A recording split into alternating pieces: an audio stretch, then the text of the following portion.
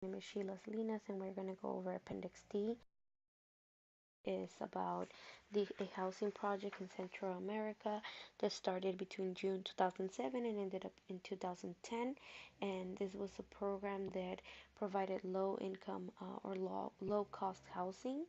And there was a survey, a pre-survey, and a post-survey um, based on the 500 participants in 5 different locations. And there were some budget constraints as well as some policy type of concerns. And the overall study wanted to conclude whether the housing project had a positive impact on the economic and social aspect of the home people. And so this part we're going to go over the part one, which is the finding of the assessment. Second part would be the summary of each component, and part three is the checklist of the 6 components. And the first part is based on the overall assessment of the evaluation, how well was the evaluation conducted, and for this particular case, um, it kind of goes over the who, what, and why. Why do we have this assessment? The focus also was on the consultants.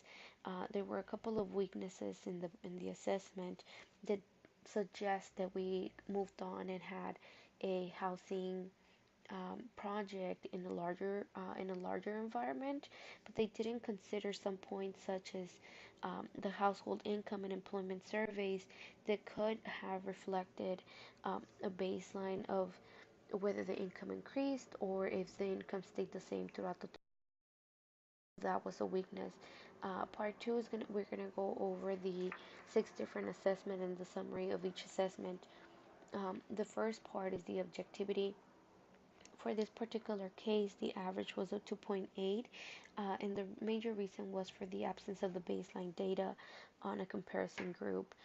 For the second phase is the internal design validity, and the average was a 2.7, and the findings were favorable, received, and considered credible by the client because they presented the project in a favorable light and concluded that it had achieved its objectives.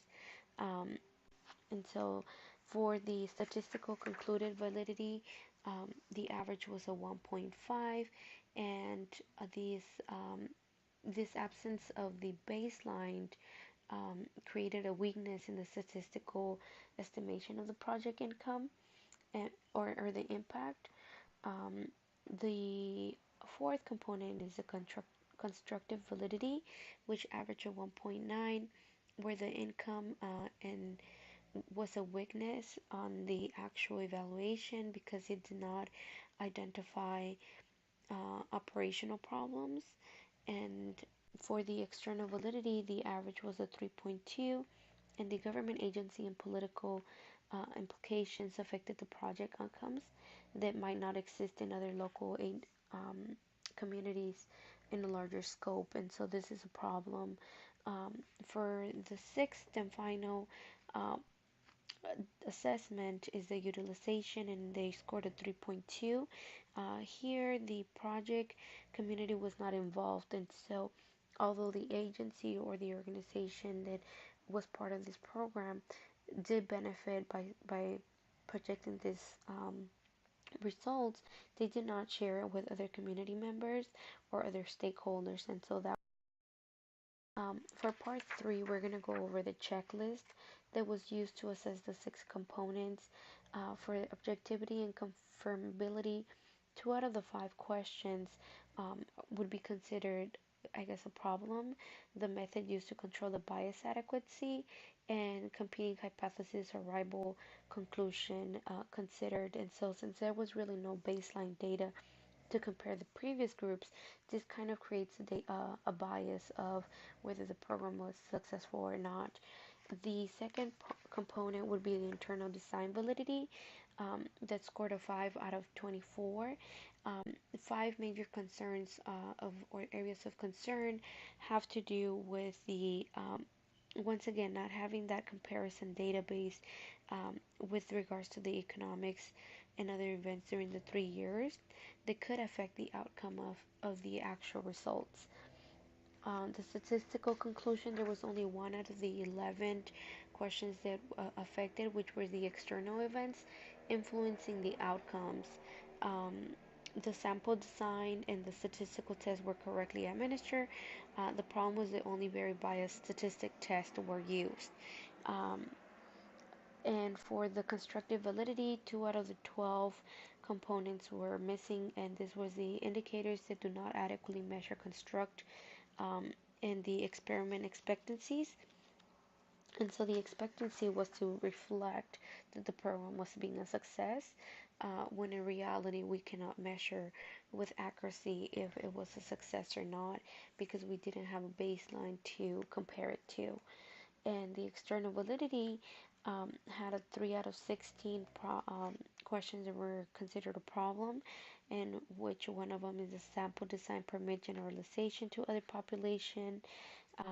Does the research define the scope and the boundaries of reasonable generalization for the study?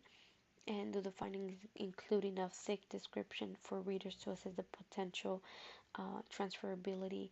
And so many of the issues mentioned in this checklist have not been measured or addressed, and um, maybe we're not going to be able to replicate this problem in another area.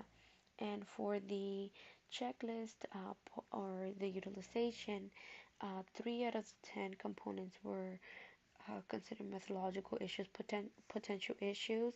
The main program is the evaluation recommendation. The project should be replicated based on questionable analysis. Um, Once again, this goes back to, can we use this evaluation somewhere else? And because there is some bias, we might. Thank you.